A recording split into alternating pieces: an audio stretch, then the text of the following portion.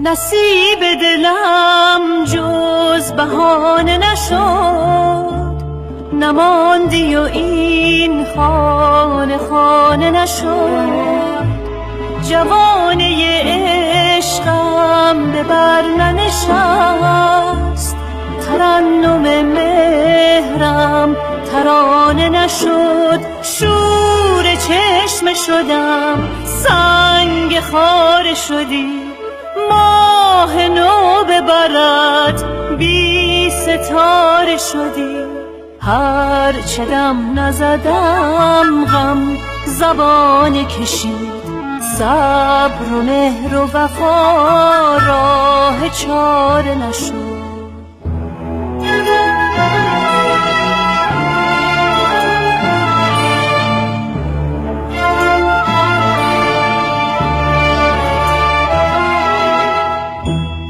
باده هوس که سر زد، آفت به برگ و برزد.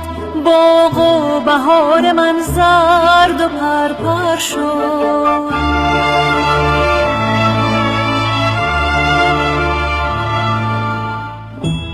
جان شوق بی ثمر شد، خون دلم هدر شد. مهرت نصیب آغوش دیگر شد. در صبح آشنایی من بودم و رهایی، اکنون اسیر بهتم در شام بی وفایی. چه چاره کند آه و سوز مرا، حال و روز مرا. از گذشته تو تا هنوز مرا.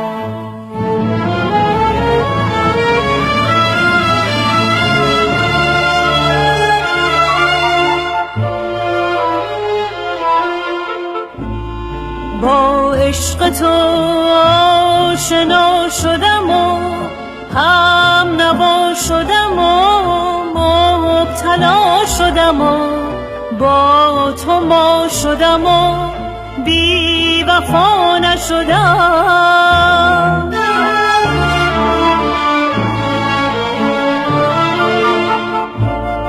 از مهر من با خبر شدی و جلوه گر شدی و چون شرر شدی و ره گذر شدی و مبتلا نشدی.